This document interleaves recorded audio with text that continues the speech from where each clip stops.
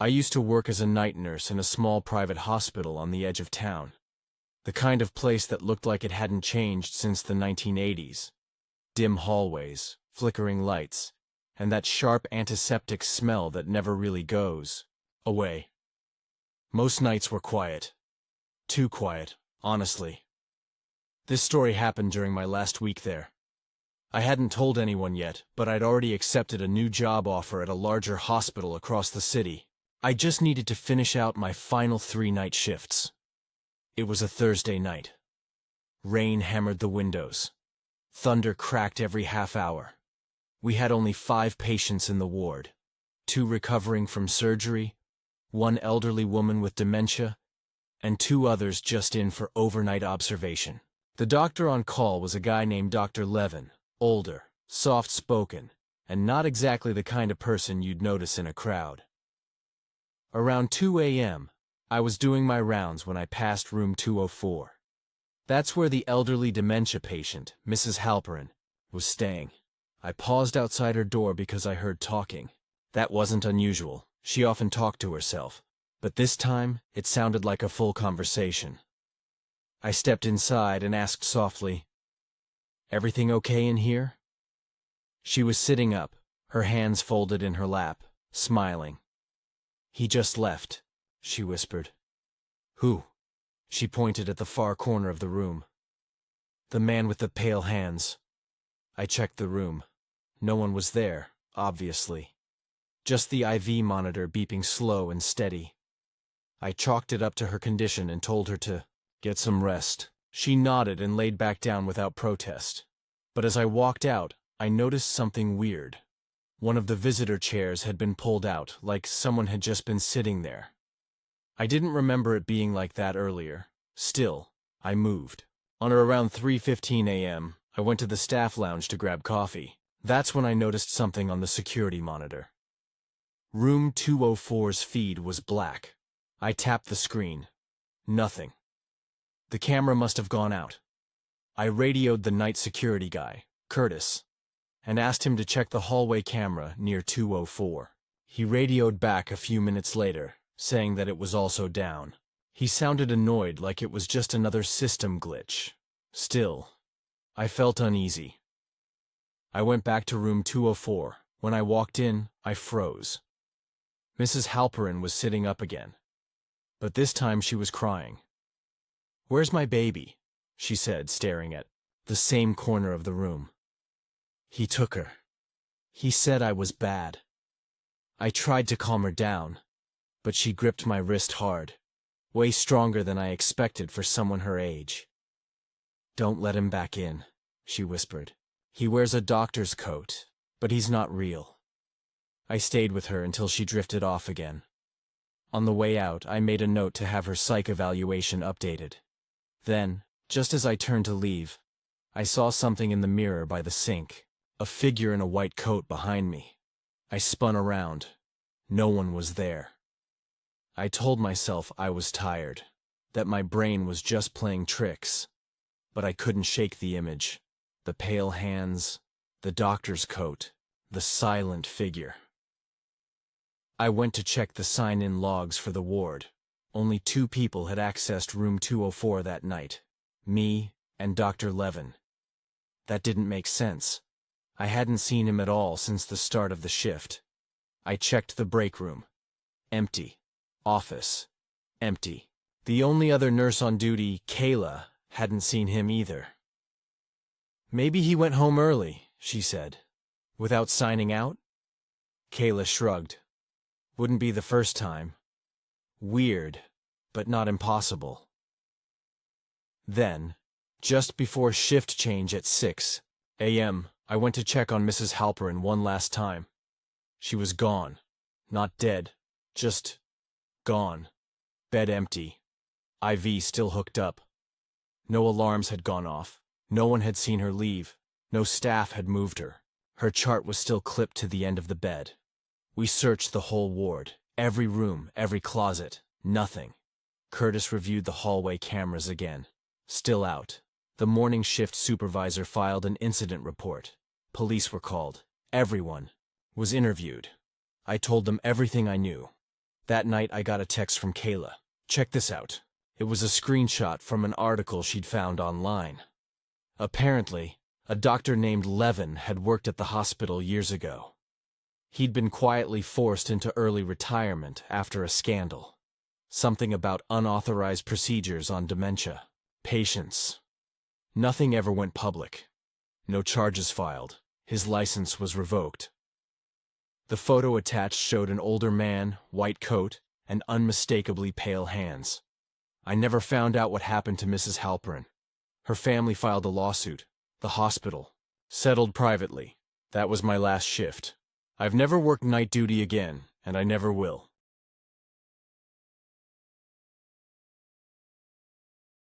I still remember the night when I felt something was very wrong. It was my 3rd year working as a nurse in a busy city hospital. I usually worked the evening shift, but that night, I was called in for an emergency night shift because one of my coworkers got sick. The hospital was crowded, and I was already tired. Around 11 p.m., a new patient arrived. They brought him in on a stretcher. He was a middle-aged man, quiet, with dark circles under his eyes. He didn't say a word. The paramedics said he had been found wandering near a park, confused and very weak. No ID, no family with him. The doctors said he might have had a stroke or a bad infection, but they weren't sure yet. I was assigned to watch him through the night. His room was at the end of a long, narrow hallway. The lights in the hall flickered sometimes, and the sound of monitors beeped in the distance. I remember going into his room to check his vitals. He didn't move or react when I spoke. His eyes were open but blank. It felt like he was watching something I couldn't see. The air smelled faintly of antiseptic mixed with something else. Something sour. I checked his pulse, temperature, and oxygen levels. Everything was almost normal. Yet, I couldn't shake the feeling that something about him was off.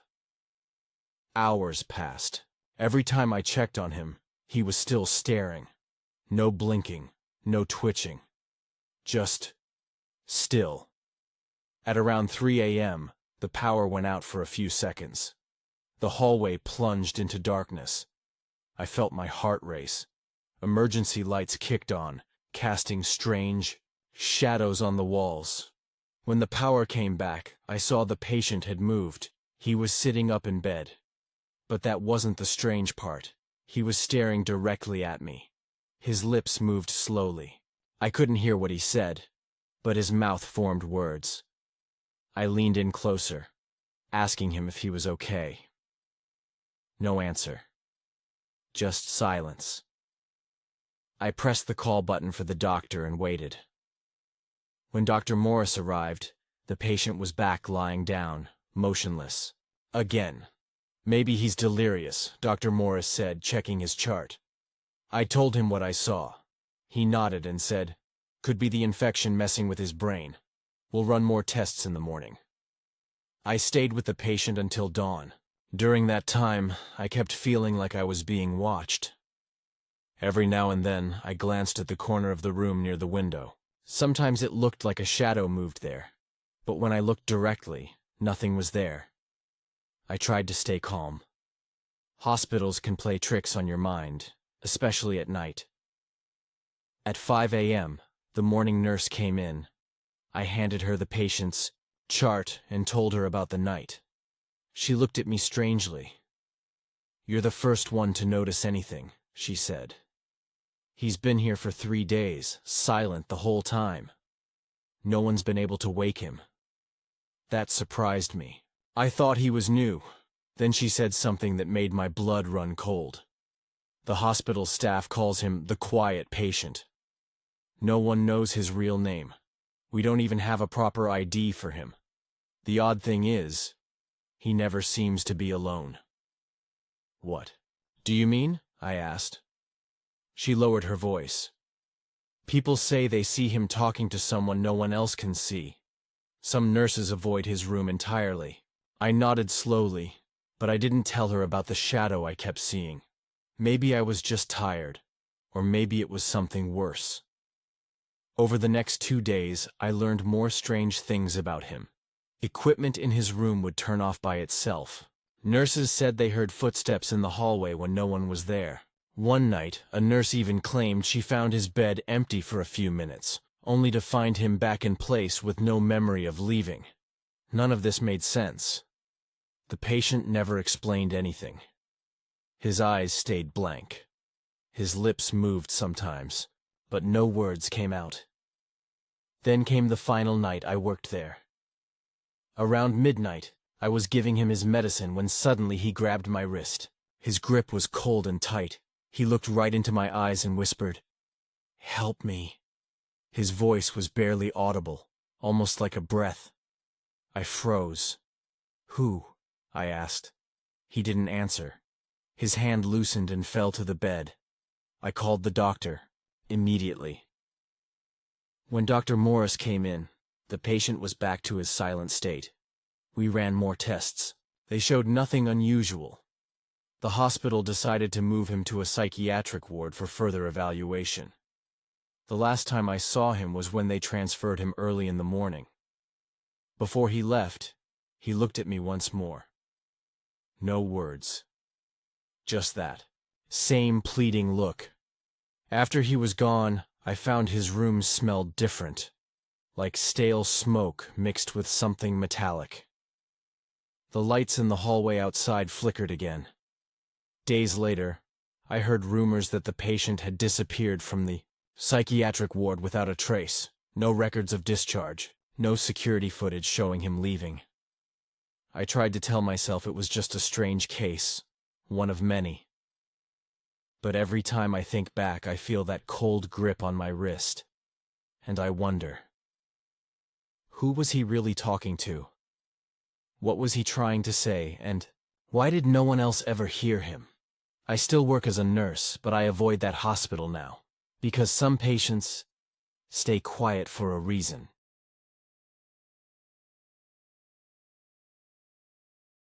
I've been a nurse for 5 years now, mostly in emergency rooms and smaller clinics. This story is from one of my first jobs, working the overnight shift at a small rural hospital. It was late fall, and the nights were long and cold. The hospital was old, with narrow hallways, squeaky floors, and dim lights that never seemed to work quite right. The heating was spotty, so parts of the hospital always felt chilly, even in the middle of the night. One night, around 1 a.m., a man was brought into the emergency room by ambulance. He was middle-aged, wearing a leather jacket and jeans. His face was pale and scratched, like he had been in a fight or fallen somewhere. He was confused and couldn't explain what had happened. The doctor decided to admit him overnight for observation. They put him in one of the single rooms at the end of the hall. My job was to check on him every hour and give him anything he needed. At first, he was quiet and seemed scared. He barely spoke, only nodding or shaking his head when I asked questions. The only thing he said was, "Please don't let him come back." I didn't know what he meant. I told the doctor, but the doctor just said the man was probably scared and confused because of the injuries and lack of sleep. Around 3 a.m., I was making my rounds when I noticed the man's door was open. That was odd because usually patients' doors were closed for privacy. I knocked softly and stepped in. He was sitting on the edge of the bed, staring at the far corner of the room. His eyes were wide and darting. "Are you okay?" I asked. He didn't answer. Suddenly he looked up at me and whispered, "He's here." "Who?" I asked, trying to keep calm. But he didn't say anything more. I felt a chill. The hospital was supposed to be empty except for staff and patients. I looked around the room, checking every corner and behind the curtains. Nothing. I stayed with him for a while, talking quietly until he calmed down and lay back in bed. Later, when I was alone in the nurse's station, I felt uneasy. The hallway, outside his room, was very quiet. Too quiet. No sounds from the other patients or staff. I heard a faint scraping noise, like nails on wood, coming from down the hall. I grabbed my flashlight and walked slowly toward the sound. The corridor was empty. The old wooden floor creaked under my feet. I shone my light on the walls but saw nothing unusual. Just when I was about to turn back, I saw the man's door slowly closing on its own. I hurried over and held it open. "Hey," I called softly. No answer. I stepped inside. The man was gone. His bed was empty. His bed. No sign he had left the room. I checked the bathroom and closet. Nothing. I radioed security, but they said no alarms had gone off, and the hospital cameras didn't show anyone leaving the room. I told the doctor, who looked worried, but said we would find him. We searched for hours, but the man had vanished. The next day, when I asked around, the cleaning staff said they found his bed neatly made, like no one had slept there for days. No one knew who he was. No family had called. The hospital never got any official report of a missing patient. Weeks later, I found out that the man's room had been empty for years before that night. That patient never existed. Or at least, that's what they told me. I still don't know what I saw that night. Was he real? Was it someone else? Or something I can't explain? Sometimes, when the lights flicker and the old floor creaks in the quiet night, I swear I hear that scraping sound again. And I wonder, who was he that the man was so afraid of? And why did he come back?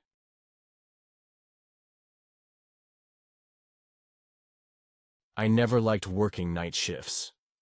The silence of the hospital at night, broken only by distant beeps and footsteps, always made me nervous.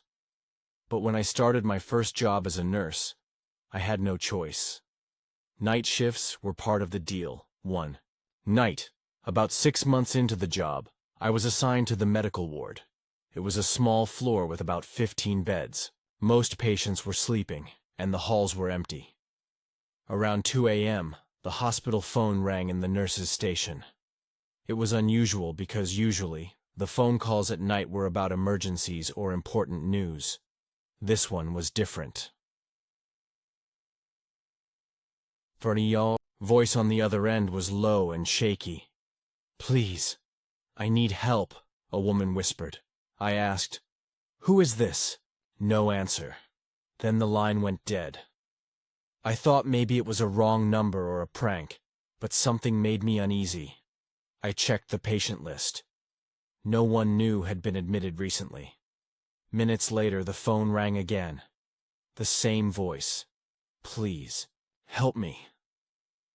It was faint, like she was crying quietly. I tried to keep calm. "What is your name? Where are you?" Silence. Then the line clicked off again. I told the charge nurse, but she said it was probably just a prank call. Still, I couldn't stop thinking about it.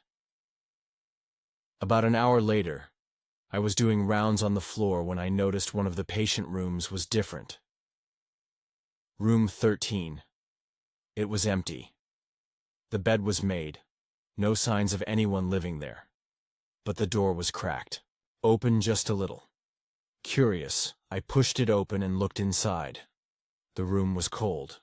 Colder than the others. The window was open slightly, letting in a cold breeze.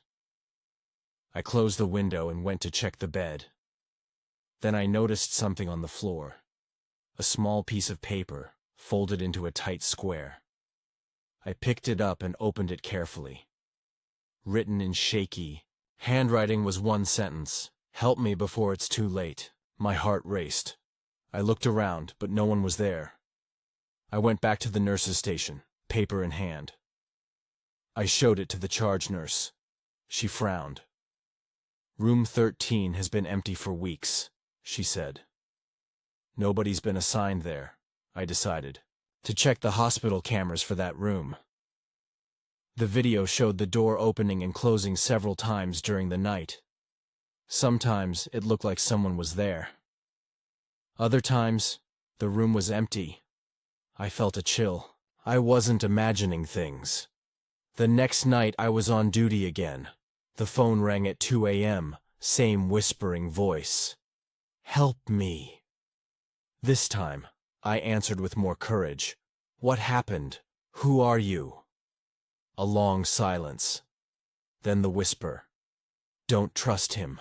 Before I could ask more, the line went dead. My hands trembled. Who was him? Later that night I heard footsteps in the hallway outside room 13. Slow, careful steps. I looked through the window but saw no one. I opened the door. The room was empty. But on the wall near the bed, someone had scratched letters into the paint. "Don't trust him." I reported everything to the hospital security and my supervisor. They checked the patient records for anyone matching the description, but found nothing. No missing patients, no recent discharges, nothing. After that night, strange things happened. On the ward, lights flickered on and off in room 13. Machines beeped by themselves. Staff said they heard whispers and footsteps. Some nurses refused to work near that room. One morning, the cleaning staff found the door to room 13 wide open, even though they were sure they had closed it the night before. The hospital tried to explain it as old wiring and drafts. But I know what I heard. The whispers. The calls. The message on the wall, and the feeling that something was watching me, waiting for me to discover the truth. Weeks later, I asked the charge nurse if room 13 was ever used before. She looked away and said softly, "Years ago a patient died there, alone. Some say he was not well in his mind. No family came to claim him. I never worked near that room again. But sometimes when I'm at home, my phone rings late at night. I answer, and I hear the same whisper. Help me."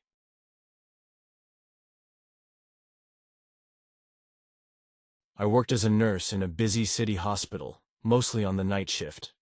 I've seen many things, some sad, some strange, but nothing prepared me for what happened during one night shift a few years ago.